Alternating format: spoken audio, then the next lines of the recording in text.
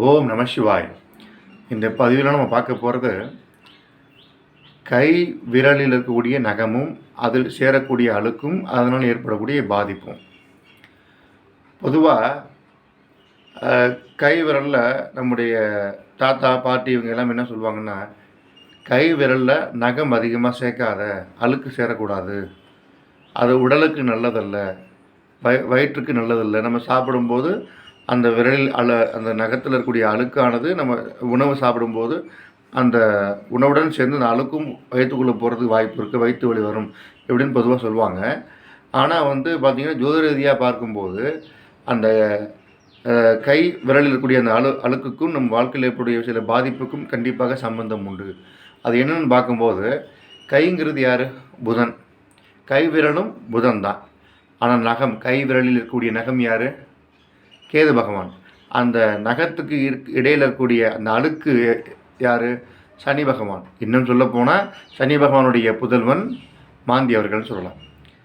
அப்போ இந்த கை விரலில் அழுக்கு சேர்ந்து அதை நம்ம சரியாக கவனிக்கலை, சரியாக பராமரிக்கலை அப்படின்னா வாழ்வியலில் ஏற்படக்கூடிய பாதிப்புகள் என்னென்னு பார்க்கும்போது, நாம் தொட்ட காரியங்கள் வெற்றி அடையக்கூடியதில் தடைகளை கொடுக்கும்.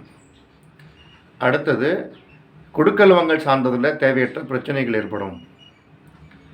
அதே போன்று நாம் எவ்வளோ பணம் சேமித்தாலும் அது கரைந்து கொண்டே விரயமாகிட்டே இருக்கக்கூடிய சூழ்நிலைக்கு தள்ளப்படுவோம். அதே போன்று நம்முடைய கைராசி தன்மையானது குறையக்கூடிய வாய்ப்புகளும் உண்டு அப்படின்னு நம்ம சொல்லிகிட்டே போகலாம். அப்போ என்ன செய்யணும்னா, வாரம் ஒரு நாளாவது அந்த நகத்தை, அதிகப்படியாக வளர்ந்துருக்கக்கூடிய நகத்தை நீக்கிவிட்டு அந்த அழுக்கையை தூய்மைப்படுத்திடுங்க. சரிங்களா? இது மாதிரி செஞ்சுக்கிட்டு வாங்க. சரிங்களா? இதில் இன்னும் சொல்லப்போனால், நம்ம ஒரு 10 வருஷத்துக்கு 15 வருஷத்துக்கு முன்பாலாம் பார்த்திங்கன்னா, மருதாணி அரைச்சி கை விரலெலாம் போடுவோம் பார்த்தீங்களா? சரிங்களா? மருதாணிங்கிறது பார்த்திங்கன்னா இயற்கையிலே குளிர்ச்சியை தரக்கூடியது. மருதாணி இன்னும் சொல்லப்போனால் மகாலட்சுமி தேவியினுடைய அம்சம் கூட சொல்லலாம். அப்போ இந்த வாரம் ஒரு நாள் அல்லது மாதம் ஒரு தடவையாவது இந்த மருதாணி கை விரலுக்கு வைக்கக்கூடிய பழக்கம் வச்சுக்கோங்க. சரிங்களா? அப்போ இந்த மாதிரி நம்ம அடிக்கடி நகம், அதிகப்படியாக வளர்ந்த நகம், அதில் சேரக்கூடிய அழுக்கு இவற்றை தூய்மை செய்து அந்த மருதாணி வைக்கக்கூடிய பழக்கமும் சேர்ந்து வருமே ஆனால் மகாலட்சுமியினுடைய கடாட்சம் கிடைக்கும். தொட்ட காரியங்கள் அனைத்தும் எளிதில் வெற்றி பெறும்.